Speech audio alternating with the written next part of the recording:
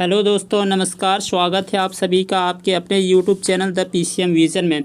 तो दोस्तों, आज के इस वीडियो में हम लोग डिस्कस करने वाले हैं क्लास 9th का साइंस का जो मॉडल सेट है जो जैक के द्वारा जारी किया गया है। तो उसके हम लोग टोटल 40 वीवीआई क्वेश्चन को डिस्कस करने वाले हैं। ठीक है, तो आप सभी लोग वीडियो के अंत तक बने रहें और अगर यह वीडियो पसंद आए तो आप अपने दोस्तों के बीच जरूर शेयर करिएगा। तो चलिए बिना टाइम वेस्ट किए हुए हम लोग पहले क्वेश्चन की ओर बढ़ते हैं। तो पहला क्वेश्चन आप लोग के बीच है, पूछा हुआ है निम्न में किन राशियों का एसआई मात्रक समान होता है। तो चाल और वेग सही आंसर होगा और इन दोनों का एसआई मात्रक क्या होता है, मीटर प्रति सेकंड। नेक्स्ट, निश्चित दिशा में वस्तु द्वारा तय की गई दूरी को क्या कहते हैं हम लोग, निश्चित दिशा में वस्तु द्वारा तय की गई दूरी को वेग कहते हैं ना, क्या कहते हैं, वेग कहते हैं। ठीक है, और पूछ रहा है अगला क्वेश्चन कि वेग का एसआई मात्रक क्या होगा, तो अभी बताएं मीटर प्रति सेकेंड। ठीक है, अच्छा अब यहाँ पे देख लीजिए कि मीटर प्रति सेकंड स्क्वायर किसका होता है, तो त्वरण का होता है और गुरुत्वीय त्वरण छोटा जी का मान भी होता है। ठीक है, अगला क्वेश्चन देखिए, क्वेश्चन नंबर 4। स्वचालित वाहनों में एक यंत्र लगा होता है जो उसके द्वारा दूरी को प्रदर्शित करता है। तो गाड़ियों में जो दूरी को मापता है उसको हम लोग क्या बोलते हैं, ऑडोमीटर। और स्पीडोमीटर क्या करता है, चाल मापी यंत्र है ये ना, चाल मापता है।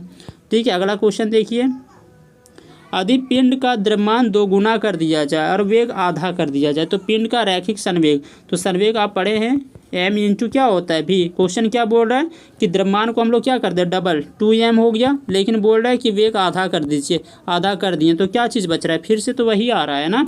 तो आंसर आपका 5 का b हो जाएगा, सेम रहेगा, नहीं चेंज होगा। ठीक है, आगे देखिए, यदि 2 वस्तु ए और बी के द्रव्यमान कितना है, 6 kg और 34 kg। 2 वस्तु है, ए का द्रव्यमान 6 kg और बी का द्रव्यमान 34 kg। तो आपका जो है बी का जड़त्व जो होगा ए के जड़त्व से क्या होगा, अधिक होगा। ठीक है, नेक्स्ट देखिए, न्यूटन की गति के किस नियम को हम लोग जड़त्व का नियम बोलते हैं। सही आंसर है न्यूटन की गति का प्रथम नियम। और दूसरा नियम से जो है बल का व्यंजक प्राप्त होता है ना, F बराबर m इंटू ए, याद रखिएगा। नेक्स्ट, रॉकेट किसके सिद्धांत पर कार्य करता है, तो संवेग संरक्षण के सिद्धांत पर। ठीक है, क्वेश्चन नंबर 9 देखिए, पूछ रहा है कि 60 kg द्रव्यमान के किसी मनुष्य का भार जो है चंद्रमा पर क्या होगा और जी का मान लेने बोला है 10 मीटर प्रति सेकंड स्क्वायर। ठीक है, तो देखिए, तो आप लोग पढ़े हैं W बराबर क्या होता है, m इंटू जी, और ये जो है W बराबर हो गया m इंटू जी। ठीक है, और m कितना दे रखा हुआ है, 60 गुना जी का मान 10, तो ये 600 न्यूटन, 600 हो जाएगा न्यूटन। ठीक है, 600 न्यूटन हो जाएगा। लेकिन पूछ रहा है चंद्रमा पर भार कितना होगा। चंद्रमा पर भार जो होगा इसका 1/6 भाग होगा, यानी जब इसको डिवाइड करिएगा 6 से तो सही आंसर हो जाएगा ऑप्शन नंबर सी, 100 न्यूटन। ठीक है, अगला देखिए, यदि 2 वस्तुओं के बीच की दूरी को आधा कर दें। ठीक है, तो पूछ रहा है कि उनके बीच जो गुरुत्वाकर्षण बल होगा वो किस प्रकार बदलेगा। चलिए देखते हैं। तो आप पढ़े होंगे एफ जो होता है वो यूनिवर्सली प्रोपोर्शनल होता है। ठीक है, आर स्क्वायर के बोल रहा है कि इसको आप आधा कर दें। ठीक है, इसको क्या कर दें, आप आधा कर दीजिए। ठीक है, ये दूरी को आप आधा कर दें, तो आधा करिएगा तो ये स्क्वायर हो जाएगा। ठीक है, यानी ये हो जाएगा 1/4, मतलब इसका गुरुत्वाकर्षण बल जो है 4 गुना घट जाएगा। ठीक है, 4 गुना क्या होगा, घट जाएगा। आगे देखिए, ध्वनि किस माध्यम से गमन करती है। तो ध्वनि जो है तीनों माध्यम में गमन करती है, ठोस, तरल और गैस। ठीक है, यानी इसका सही आंसर हो जाएगा उपरोक्त सभी। लेकिन ध्वनि का वेग जो है सबसे अधिक किस में होता है, ठोस में होता है, फिर द्रव में होता है और फिर गैस में होता है। ठीक है, याद रखिएगा इस बात को आप लोग।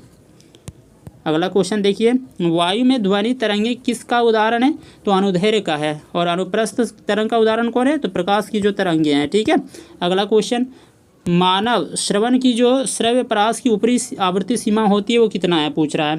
ठीक है, तो मनुष्य जो है कहाँ तक की ध्वनि को सुन सकता है, 20 हर्ट्ज से जो है 20,000, 20 हर्ट्ज से 20,000 हर्ट्ज वाली आवृत्ति वाली ध्वनि को सुन सकता है। ठीक है, लेकिन 20,000 तो इसमें है नहीं, तो आपको इसको किलो हर्ट्ज में चेंज करना पड़ेगा। ठीक है, सही आंसर हो जाएगा इसका 20 किलो हर्ट्ज। ठीक है, ऑप्शन नंबर ए ठीक है।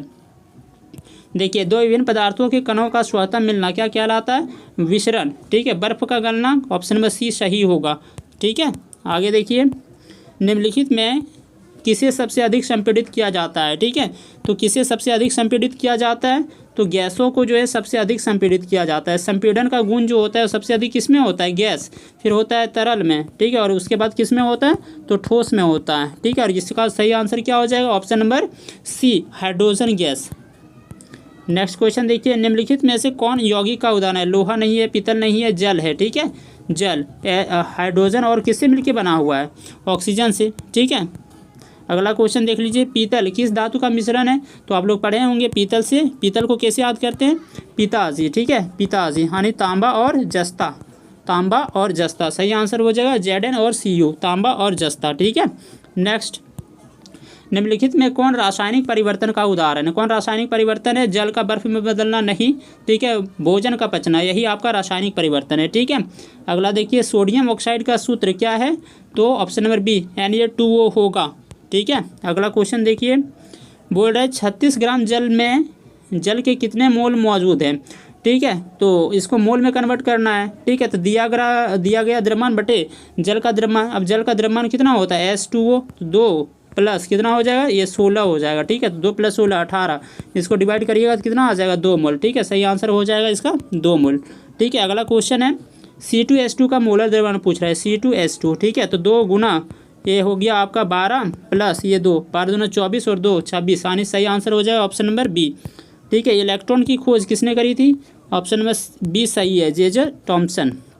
अगला देखिए, एक तत्व में 11 इलेक्ट्रॉन तथा 12 न्यूट्रॉन है, पूछ रहा है उसका परमाणु संख्या कितना होगा, ठीक है। तो जो परमाणु संख्या बराबर इलेक्ट्रॉन की संख्या, परमाणु संख्या बराबर किसका हो जाएगा? इलेक्ट्रॉन की संख्या। कितना इलेक्ट्रॉन है? 11, तो परमाणु संख्या भी कितना होगा? 11, याद रखिएगा, ठीक है। अगला देखिए, किसी तत्व के समान समस्थानिक में, ठीक है, निम्नलिखित में से कौन और परमाणु का समान नहीं होगा? तो जो है न्यूट्रॉन की संख्या समान नहीं होती है, इलेक्ट्रॉन और प्रोटॉन की संख्या समान होती है, लेकिन न्यूट्रॉन की संख्या समान नहीं होती है, ठीक है। अगला क्वेश्चन, निम्न में से कौन जो है एक कोशिकीय जीव का उदाहरण है? तो कौन एक कोशिकीय जीव का उदाहरण है? गेहूँ, चिड़िया, अमीबा, तो सही आंसर हो जाएगा अमीबा, ठीक है। अगला देख लीजिए, लाइसोसोम का निर्माण कौन करता है? तो आप लोगों को पता होगा कि लाइसोसोम का निर्माण कौन करता है? गोल्जी उपकरण। इसका एक और काम क्या है? ER में संश्लेषित पदार्थों को पैक करना, ठीक है। माइटोकॉन्ड्रिया, ठीक है जी, माइटोकॉन्ड्रिया को हम लोग बोलते हैं कोशिका का पावर हाउस। कोशिका का पावर हाउस किसको बोलते हैं? तो माइटोकॉन्ड्रिया को बोलते हैं। राइबोसोम, ठीक है, प्रोटीन का संश्लेषण करता है ये। राइबोसोम क्या काम करता है? तो प्रोटीन का संश्लेषण करना, ठीक है। नेक्स्ट देखिए, कोशिका झिल्ली के आर पार पदार्थों का आना जाना किस प्रक्रिया के द्वारा होता है? पदार्थों का आना जाना, तो सही आंसर हो जाएगा ऑप्शन नंबर सी, परासरण के द्वारा, ठीक है। नेक्स्ट, पौधे के शीर्ष पर कौन सा उत्तक पाया जाता है? तो विभाज्योतक उत्तक, ठीक है। पौधे के शीर्ष पर कौन सा उत्तक पाया जाता है? विभाज्योतक हो गया। नेक्स्ट, रक्त के तरल अधात्री भाग को हम लोग क्या बोलते हैं? प्लाज्मा बोलते हैं। और पदार्थ की चौथी अवस्था क्या है? तो पदार्थ की जो चौथी अवस्था है वो आपका प्लाज्मा है ना। पदार्थ की चौथी अवस्था क्या चीज़ है? तो पदार्थ की जो चौथी अवस्था है वो आपका प्लाज्मा हो जाएगा। और पाँचवीं अवस्था क्या है? बॉस आइंस्टीन, ठीक है, पदार्थ की पाँचवीं अवस्था याद रखिएगा। नेक्स्ट, श्वेत क्रांति किससे संबंधित है? तो आप लोगों को पता होगा कि श्वेत क्रांति जो है किससे संबंधित है? दुग्ध उत्पादन से। किससे संबंधित है ये? दुग्ध उत्पादन से, ऑप्शन नंबर सी ठीक है, ठीक है। अगला देख लीजिए, क्वेश्चन नंबर 32, निम्नलिखित में कौन रबी फसल का उदाहरण है? रबी फसल हम लोग किसको बोलते हैं? जो शीत ऋतु में बोया जाता है, ठीक है, यानी सितंबर अक्टूबर में बोया जाता है। सितंबर अक्टूबर में किसको बोलते हैं हम लोग? चना, ठीक है। गेहूँ, चना, मटर, सरसों जो है, गेहूँ, चना, मटर, सरसों, ये सब किसका उदाहरण है? मटर, सरसों, तो ये सब आपका रबी फसल का उदाहरण है, ठीक है। अगला देख लीजिए क्वेश्चन, जीवों के वर्गीकरण का सर्वाधिक मूलभूत लक्षण क्या हो सकता है? तो जीवों के वर्गीकरण का जो सर्वाधिक मूलभूत लक्षण है ऑप्शन नंबर सी सही होगा, उसकी कोशिका संरचना, ठीक है। नेक्स्ट, पादप वर्ग का उभयचर हम लोग किसको बोलते हैं? तो पादप वर्ग का उभयचर जो है ब्रायोफाइटा को बोला जाता है, ठीक है। और सरलतम पौधों को किस में रखा जाता है? तो इसका सही आंसर होगा, सरलतम पौधों को जो है हम लोग किस में रखते हैं? थैलोफाइटा में रखते हैं, ठीक है। नेक्स्ट, वेल निम्न में से किस वर्ग से संबंधित है? वेल जो आपका है, ठीक है, वो क्या चीज़ है? एक स्तनपायी है, मछली नहीं, याद रखिएगा, ठीक है। जो सीधे बच्चे को जन्म देते हैं उसको हम लोग बोलते हैं स्तनपायी। तो वेल आपका क्या है? बच्चे को जन्म देता है, मतलब ये स्तनपायी हो गया, ठीक है। नेक्स्ट, वैश्विक ऊष्मन के लिए कौन सा गैस उत्तरदायी है? तो ग्लोबल वार्मिंग के लिए आप लोगों को पता होगा कि ग्लोबल वार्मिंग के लिए कौन सा गैस उत्तरदायी है? तो ग्लोबल वार्मिंग के लिए जो है आपका कार्बन डाइऑक्साइड, ठीक है, ठीक है। नेक्स्ट देखिए, जल प्रदूषण से निम्नलिखित में से कौन सा प्रभाव नहीं होगा? ठीक है, तो जल प्रदूषण से जो है ऑप्शन नंबर ये, जल के तापमान में परिवर्तन नहीं होगा, ठीक है। अगला देख लीजिए, क्वेश्चन नंबर 38, निम्नलिखित में से कौन असंक्रामक रोग है? ठीक है। तो कौन असंक्रामक रोग है? तो खांसी, हैजा और कालाजार ये संक्रामक रोग है। रतौंधी इसका जो है सही आंसर है। ठीक है। क्वेश्चन नंबर 39 देख लीजिए। निम्नलिखित में कौन दीर्घकालिक रोग के उदाहरण है? ठीक है। तो आपका इसका सही आंसर हो जाएगा टीबी। इसी को हम लोग क्या बोलते हैं? क्षय रोग या तपेदिक भी बोलते हैं। ठीक है। और आपका जो लास्ट क्वेश्चन है वो क्या चीज़ है? जीवाणु निम्नलिखित में से किस वर्ग में आते हैं? तो जीवाणु जो है मोनेरा के अंतर्गत आते हैं। ठीक है। तो ये रहा दोस्तों आप लोगों के बीच जो जैक के द्वारा मॉडल सेट जारी किया गया था। ठीक है। तो उसको हम लोग डिस्कस कर दिए। आप लोग इस वीडियो को देखें और अगर पसंद आए तो लाइक करें। ठीक है। अभी हम इतना ही रखते हैं। Thank you. फिर अगले वीडियो में मिलेंगे।